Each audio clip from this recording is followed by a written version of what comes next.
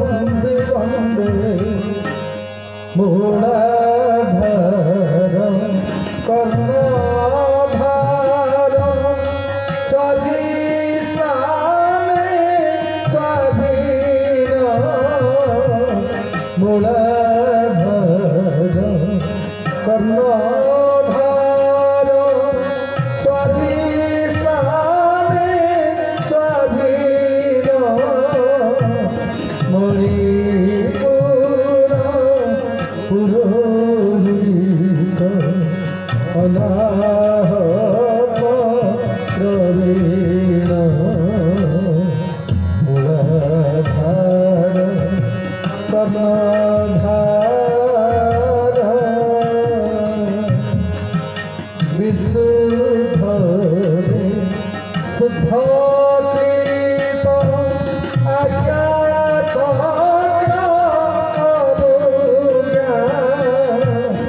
विशुद्ध शुद्धचित आज्ञा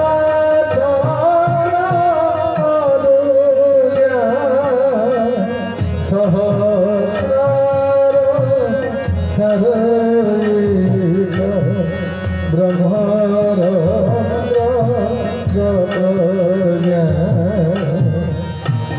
मूलाधार कर्णधार।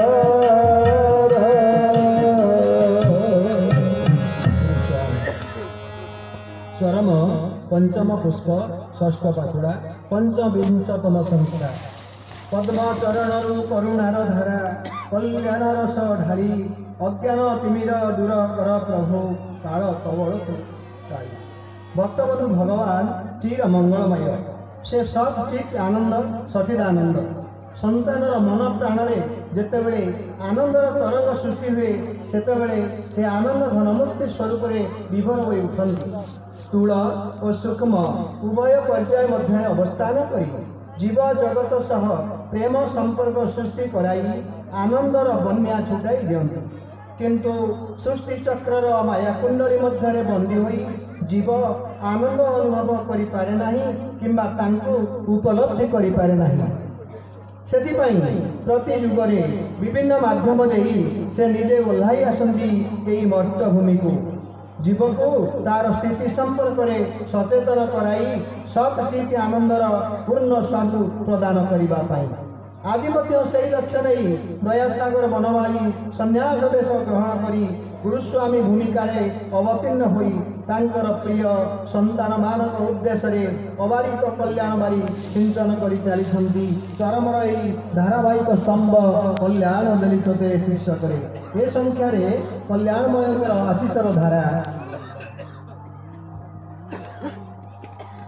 चरमरे धन मोर गत थर तोर स्थिति संपर्क में बुझाई देइछिली संकीर्णता परिहार करी व्यापक भाव ग्रहण करने उपदेश देइछिली किंतु व्यापक भाव ग्रहण करने पूर्वर निजक प्रथमे एक सरल शिशु भाव में प्रतिष्ठा करने एकांत आवश्यक कारण तोर पिता केवल सरलता को ही भल पाती तेबे सरलता किपरि आसीबो जेतेबेले निजक अति छोट भाव में चिंता करू सेतिक बेले ही तोर भितरे न्यूनता फुटी उठिब और धीरे धीरे तू सरल हो जाबू यही चिंता अभ्यास करने तोते अनेक पथ दे सारी अनेक अशेष कौशल बतई देछि जदि ठीक भाव में कार्य परिणत करूथिबु तेबे निश्चय लक्ष्य स्थल में पहुँचबू।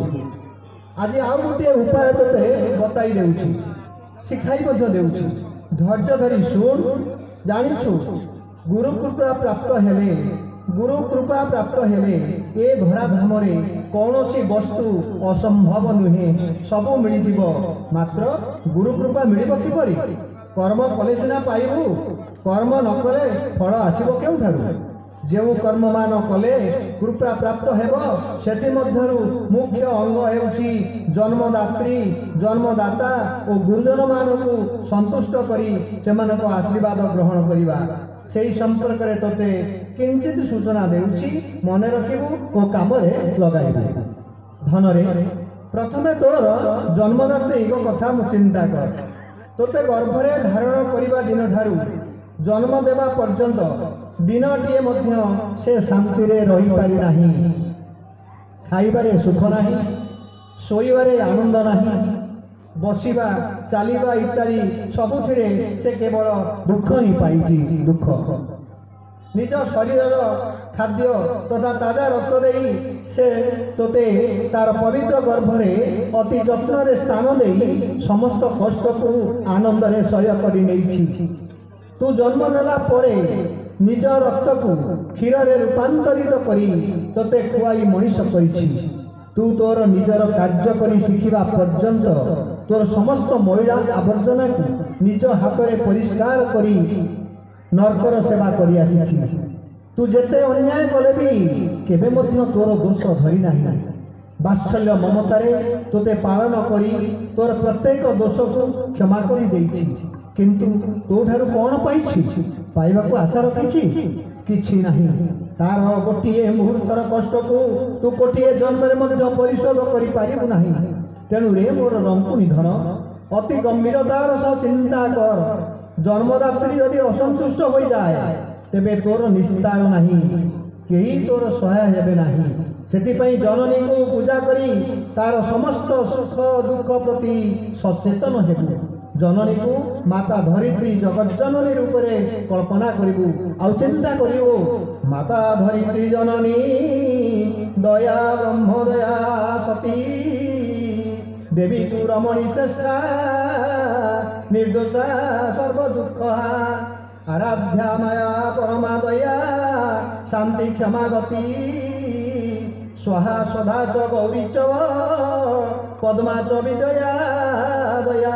प्रतिदिन प्रातः काल शଯ୍या त्याग करने समय और संध्या समय तोर अन्य नित्यकर्म सहित यही कर्मटी को युक्त करदेबु। जननी को तोर यही भाव में कल्पना करी पदरज ताको प्रणाम करिबु।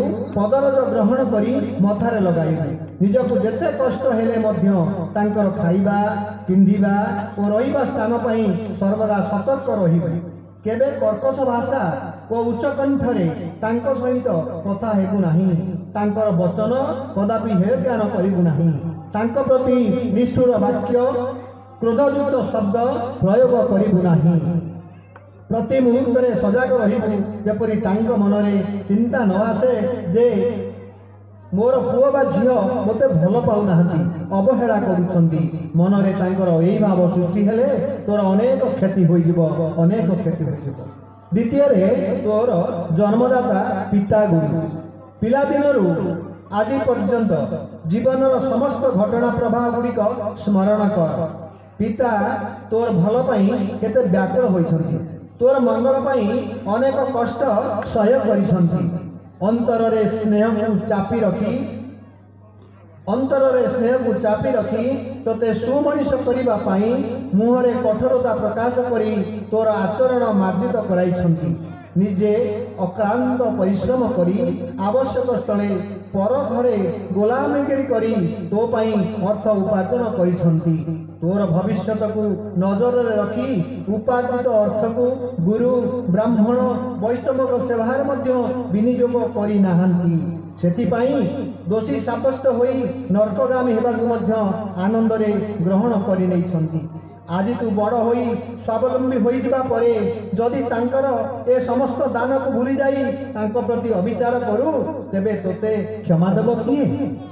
तेणु रे बाबा पिता को साधारण मनुष्य भाव रे ग्रहण न करी कल्पना करिबु। पितृतुभ्यो नमो निर्य सदाराध्य तमांग्रे विमल ज्ञानदात्रे च नमस्ते गुरवे सदा। नमस्ते जीवनाधिक्य दर्शने सुखये तबे। नमो सदा सुतयाय शिवरूपाय ते नमः। अपराध क्षमणे च सुखदाय सुखाय च दुर्लभ मानुषमित्यं येन लब्धं मया वपु। स्वभावनीय धर्मार्थे तस्मै पित्रे नमो नमः। तस्मै पित्रे नमो नमः।